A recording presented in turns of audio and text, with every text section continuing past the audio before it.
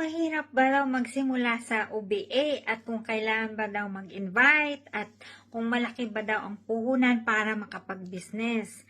Ang OBA po or Online Business Academy, from the word itself, online business po ito.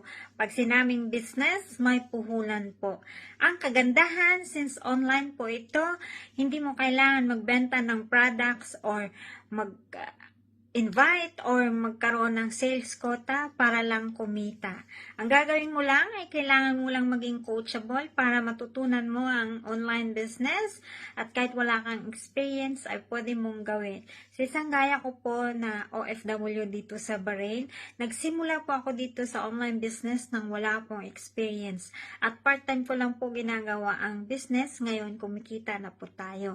At kung isa kang empleyado ngayon or OFW na naghanap ng legit side hustle business at napadaan sa'yo yung video ko, maybe ito na yung sign na magsimula ka ng iyong online business dito sa OBA. At para na rin magkaroon ka ng time freedom at makapag-ipon at soon makapag for good.